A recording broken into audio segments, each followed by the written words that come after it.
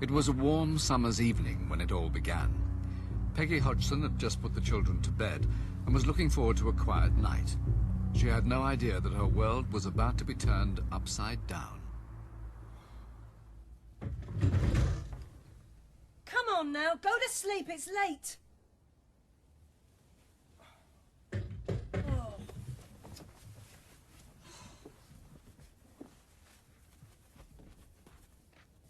What's going on with all this noise? It weren't us, Mum. I heard you moving around. It's not us. Oh, now don't lie. I heard you. Now get to sleep. I've had enough of this. I saw the noise, Mum. I don't know, love. Oh, my God. Right, all of you, downstairs now. Come on, get your dressing gowns and slippers now. But where are we going to go, Mum? I don't know. Come on, let's get out of it quickly. Come on. Billy, come on, help me. Peggy Hodgson took the children to the safety of a neighbour's house.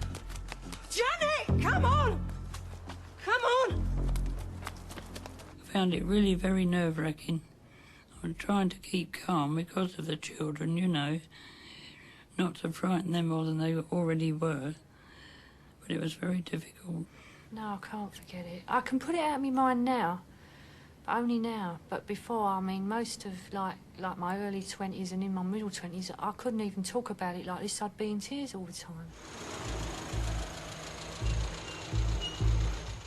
At her wit's end, Peggy called the police. It was WPC Caroline Heaps and a colleague who answered the call.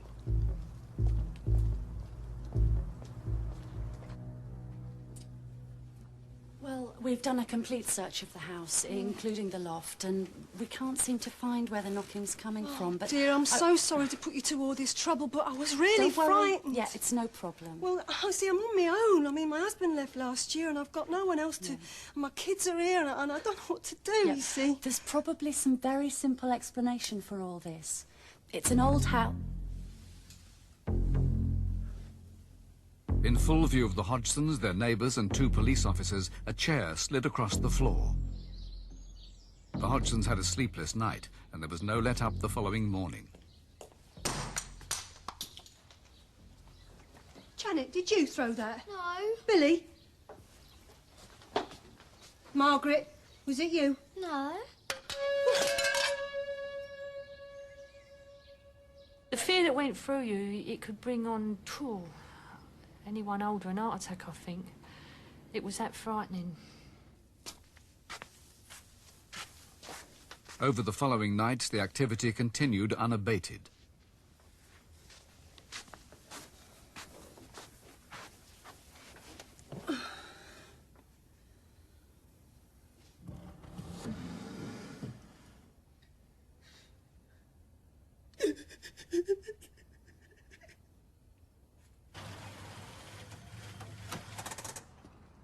Within days, the national press had picked up on the story. No, John Burkham, Peggy's brother. I live a few doors down. Thanks for coming. I don't quite know what you can do. One of the first to arrive was photographer Graham Morris. They were genuinely upset. I mean, they were sort of frightened. The kids were, all right, a couple of them, I think, had gone to sleep by the time we got there, but all the other people were bristling a bit. They were on edge. So we didn't really know what was happening. And then we were told, bit by bit, what was going on, what had happened.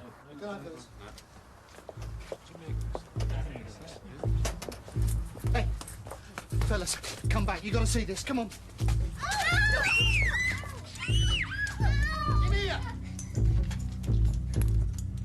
Basically, it was down to my reactions if I can catch anything, and then got hit on the forehead by a Lego brick.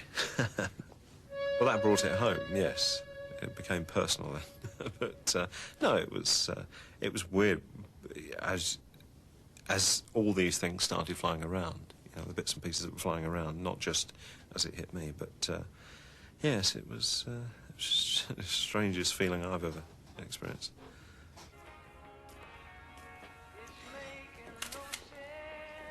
Into the chaos now stepped Maurice Gross, the local investigator for the Society for Psychical Research. As soon as he arrived, he realised that he'd been handed an exceptional case. Maurice Gross. Society for Psychical Research. The atmosphere when I got there was absolutely chaotic. Everybody was in a terrible state. Nobody knew what was going on. And this is one of the good things, as far as I was concerned about the case, is that when I got there, I realised it must be genuine. Now, Peggy, if I'm to help you with this, I need you to make a record. The investigator was convinced that a poltergeist had moved into the Hodgsons' home. He knew that his first task must be to try to calm the family's nerves. It's going to be all right. Then I explained to Mrs. Hodgson and the children, as best as I could, what poltergeist phenomena was about. Janet made me laugh because Janet didn't even know what it was. She used to call it a polka dice. And I say to her, Janet, it's not a polka dice, it's a poltergeist. But she didn't get it for quite a long time. It wasn't long before the investigator had an experience of his own. Was this the... I thought, my God, you know, nobody's thrown that because there was nobody in a position to throw it. Now, if you drop a marble on the floor, it bounces. It used to hit the floor and stop, dead. And when you touch them, they were hot. Now, this is typical of all the psychokinetic phenomena concerning small objects that's ever been reported in poltergeist cases, that they were hot. Maurice Gross then began his own investigation of the family to see who, if any of them, might be behind it all. Oh, I watched him like a hawk. I brought in my tape recorders, and I had those running all the time. And I watched everybody. And I realised nobody was doing anything. But did the children never play up? Being young girls and with so much attention, it seems hard to believe. Well, you two look very comfortable down there. Of course they played around sometimes. They're children. And any psychologist would tell you that children will imitate what's going on around them. But you can't fool people day after day, week after week, scientists and people coming in and conjurers, everything, and nobody ever seeing anything done by the children. As the strange activity continued into September and October, the list of witnesses grew longer and longer. They included David Robertson, a physics research assistant from Birkbeck College, London. Do you get any sleep? Not really. Janet, can you tell me if anything else has been moving around besides all the magazines? Well, some Lego's been flying around the That ashtray flew across the room and struck me on the side of the head, quite a blow. And at that time I concluded that I had observed something paranormal and it probably wasn't wise to carry on with that line of experimentation. Janet and her sister Margaret seemed to be at the centre of the activity, but were they responsible for it? Their uncle believed something was manifesting itself through Janet while she was in a trance. It actually yanked one of these old-fashioned gas fires literally out of the wall. And at one time, Maurice and me were trying to restrain Janet, who seemed to be, I'm no expert, only say in a trance-like state. And the strength was unbelievable. As summer turned to winter, the disturbances grew more violent. And then Janet started having fits. One night was particularly bad, and the doctor was called. He thought she was having some sort of fits. He gave her a 10 milligram injection of Valium. Now, a 10 milligram injection of Valium will knock an adult out, let alone an 11-year-old child. And she immediately, more or less, went to sleep, unconscious, went to sleep. With Janet fast asleep, the adults returned to the living room. Who's that?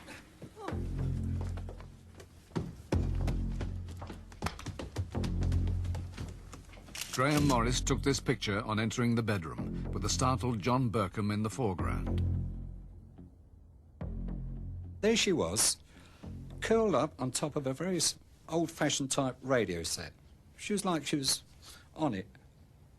But the amazing thing was, she was asleep.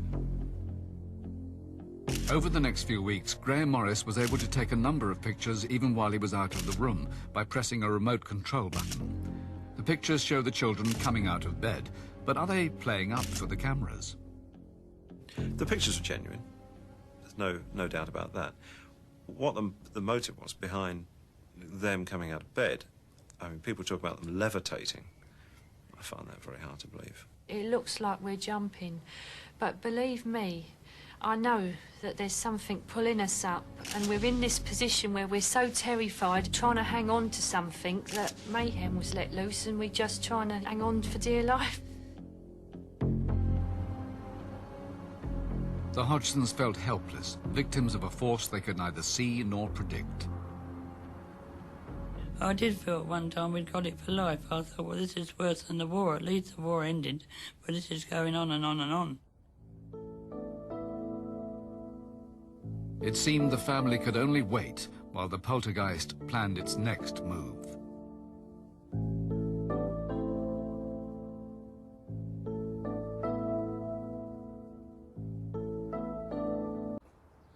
The Hodgson semi was turning into a war zone.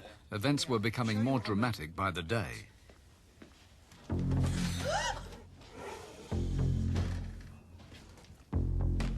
Maurice Gross decided he had to try to get in touch with the force before it did any serious harm.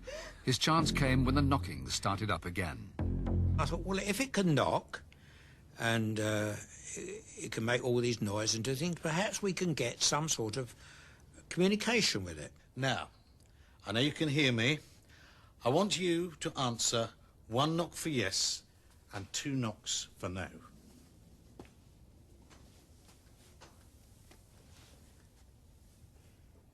Can you hear me? Did you die in this house? How long ago did you live here?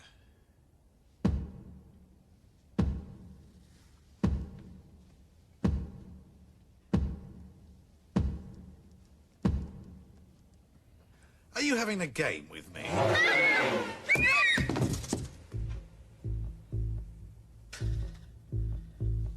That was a very good answer. I was actually, you know, taken aback. But I was also, my sense of wonderment at the time is, you know, I can't put it into words. That's extraordinary. If the knocks were to be believed, the Hodgson's poltergeist was an old man who had died in the house years before. Maurice felt he was making progress. Maurice. It's nearly 8. Oh, a cup of tea. I'm just going to see to the kids. But then in December, when he thought there could be no more surprises, the most extraordinary episode of the case occurred. It started to speak. The voice phenomena started on December the 10th. I remember that day all too well. December the 10th, 1977.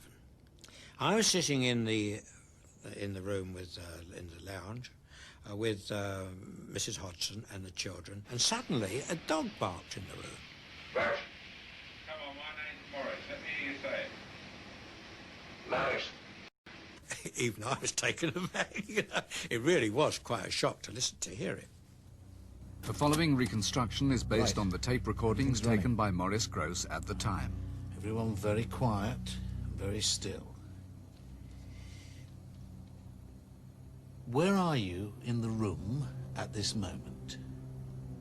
On top of Janet. Why are you lying on Janet's bed? Why can't she feel you? I'm invisible. Why? First of all, I thought it was a discarnate voice coming from out of the air, you know, from nowhere. Then I realised the voice was coming from Janet. I said, Janet, that voice is coming from you. She says, no, it's not. I said, all right, if it's not coming from you, where is it coming from? She said, it's coming from behind me. Now, I want you to take a sip of this, but don't swallow it, all right? The investigators were mystified. Numerous tests were carried out on Janet to try to find the source of the sound.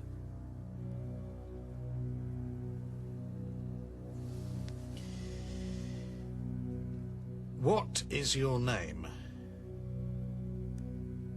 My name's Bill. At one time, the voice is going in the room, and I'm talking to the room and asking him to show himself. He's saying, I can't. I'm dead. I said, don't worry about that. I've seen dead bodies. They've got no head.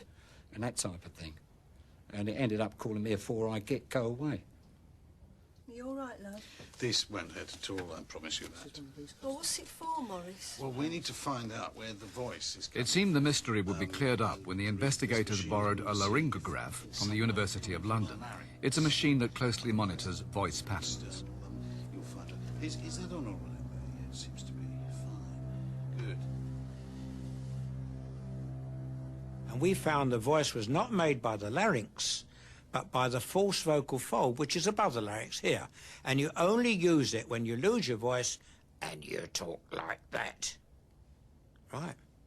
Janet used to produce this voice for up to 3 hours at a time without even any distress whatsoever. Well, you do that for a couple of minutes and you're in dead trouble with your throat. My name's Bill. Do you know that you're dead? Shut up. Morris tried to find out more about the person behind the voice. I want you to tell me whether you remember what happened to you before you died. I had a hemorrhage, and I fell asleep, and I died in a chair in the corner downstairs. Could this really be the voice of a dead man? For some observers, it was too much. The case seemed to be degenerating into a circus.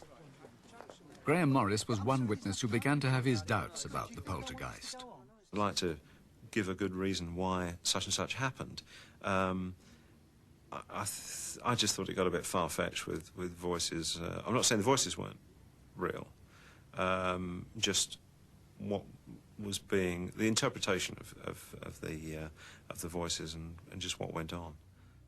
Maurice Grosse himself came under suspicion, accused by some colleagues of keeping the phenomena going at the family's expense. Here we were producing evidence for a fantastic case, and at the same time we were able to help the family. Well, what more could we do? Do you know what? One time somebody came along who said, leave the family alone, go away. Everything will be all right. We did it. We went away for 2 days, and all hell was let loose. And she was delighted to see us come back again. So what else could we do?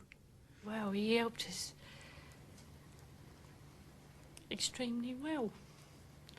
And without his help, I don't think any of us would be here now properly. Not living there, maybe not in that house, maybe not having the life they're having now, maybe not even thinking right. Maurice Grosse was accused of inciting the children, but he wasn't even there when David Robertson challenged the ghost. OK. Show us what you can do. Margaret, are you all right? What's going on in there?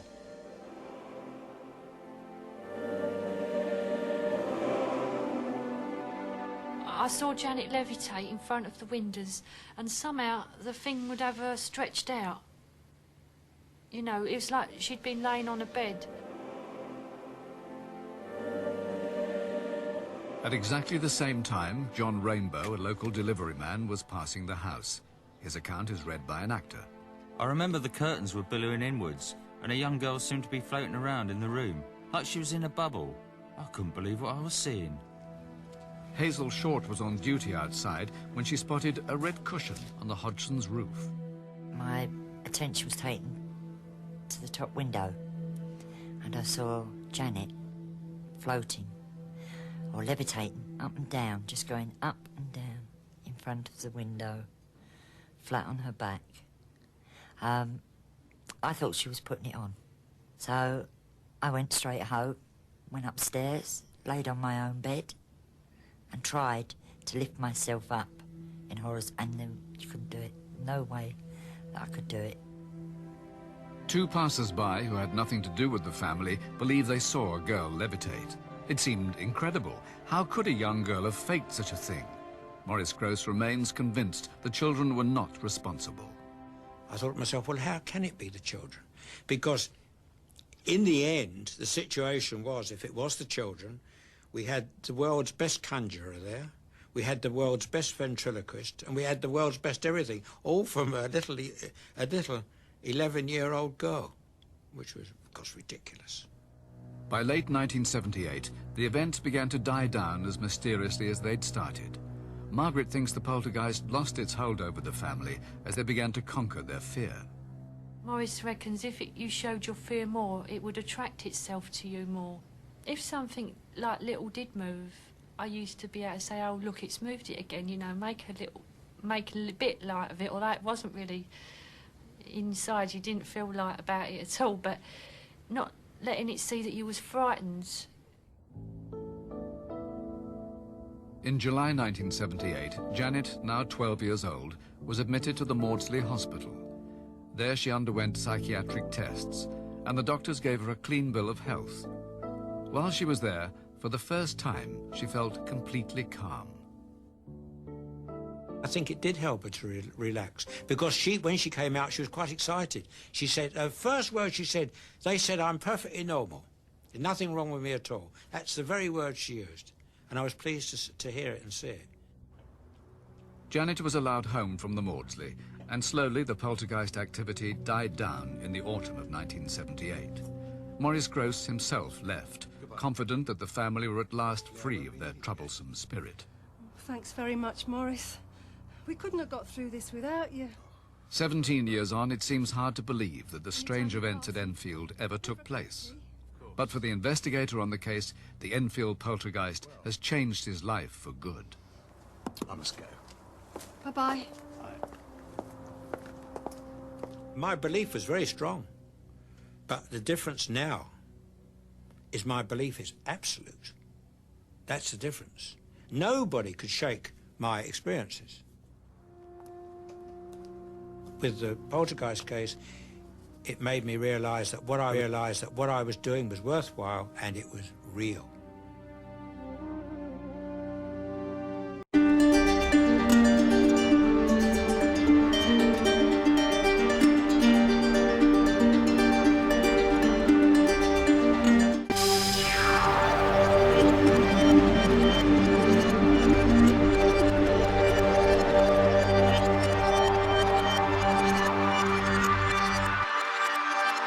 Don't forget to like and hit that subscribe button.